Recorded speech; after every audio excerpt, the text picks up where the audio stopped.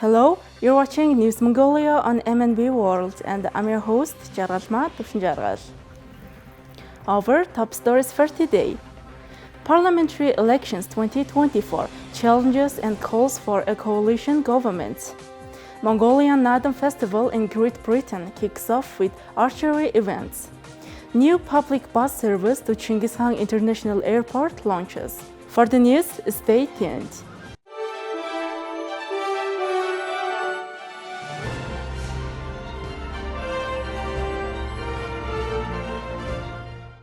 The Mongolian People's Party secured 54% of the vote in this year's parliamentary elections. The Democratic Party won 33% of seats, the Home Party 6.3%, the Civil Will Green Party won 3.2%, and the National Coalition Party won 3.2% of seats in parliament. The Mongolian People's Party has extended an invitation to other parties to form a coalition government. The Mongolian People's Party anticipated a significant win, hoping to secure at least 80 seats, with the Democratic Party expecting to win around 30 seats. The MPP secured its third victory by winning 35% of all seats. However, although 68 out of 126 seats won the party the majority, some consider those numbers a defeat, with the DP winning 42 seats. The Home Party winning 8, the National Coalition Party winning 4 seats, and the Civil Will Green Party winning 4 seats. The Mongolian People's Party has invited other parties to form a coalition government. On July 4th, the Democratic Party's political council agreed to join the coalition government. The council's decision has been submitted to the leader of the DP, Kantomor. The Home Party's representative council met on July 6th to discuss joining the coalition government. Political analysts and experts have shared their views on these developments. Lately, Mongolia has lacked a system of responsibility and fair assessment. I think it's better for the majority party to form a cabinet. Opposition parties should play the role of control and surveillance, ensuring just and healthy political competition. Most experts and observers share this view.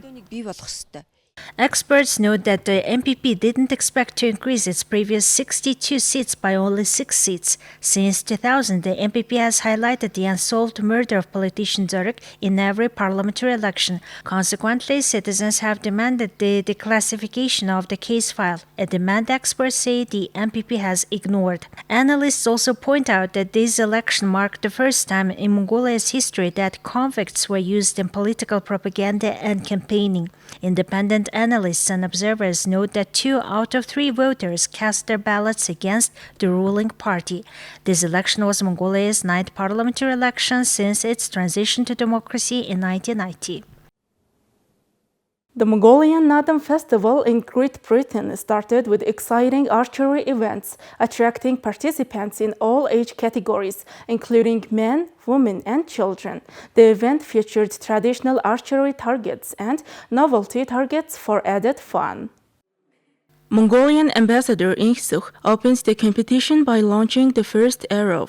The festival was held to bring the vibrant spirit of Naadam to the Mongolian community in Great Britain, fostering cultural pride and unity.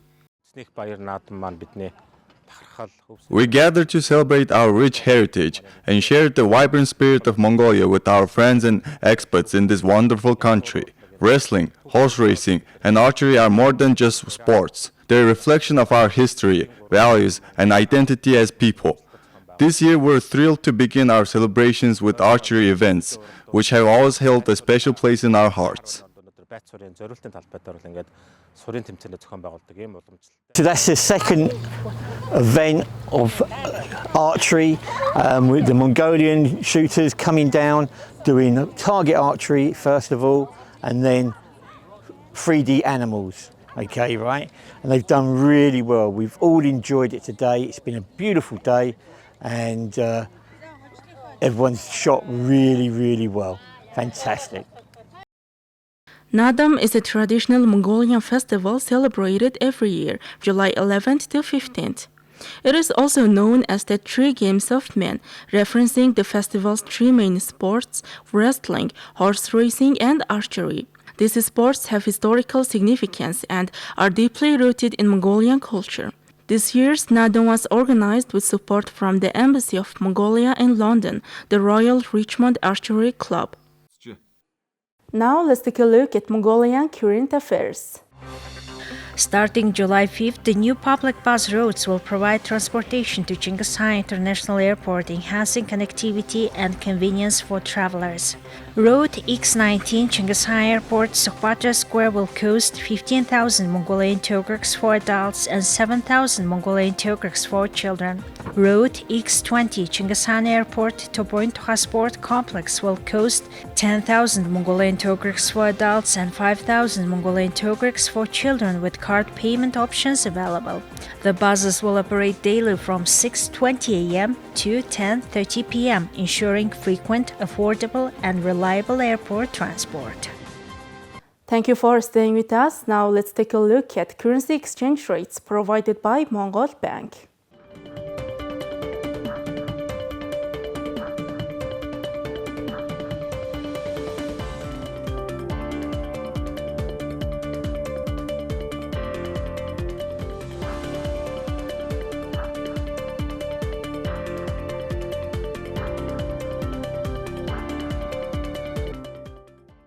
Next, our program will turn our attention to foreign news, partnered with international news agencies. British Prime Minister Keir Starmer is seeking to reset relations at home and abroad during a visit Sunday to Edinburgh that he billed as an immediate reset with the regional governments of Scotland, Northern Ireland and Wales. Starmer said he would also seek to improve the UK's botched trade deal with the European Union. With two of Starmer's ministers in Europe ahead of NATO meeting next week, the Premier made a point of visiting the leaders of the regional governments in the UK following his party's landslide victory last week. Starmer, who said he has a mandate to do politics differently, met with Scottish First Minister John Sweeney in an effort to turn disagreement into cooperation. While each of the developed nations in the UK elects members to the House of Commons in London, they also have their own regional parliaments.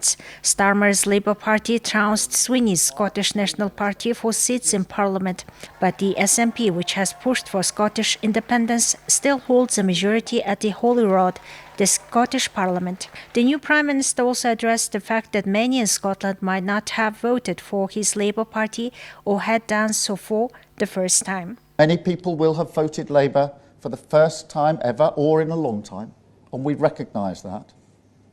And to those people who didn't vote Labour, I want to directly address you too, because we will serve the entirety of Scotland. We'll serve every single person in Scotland, because that change matters to everyone.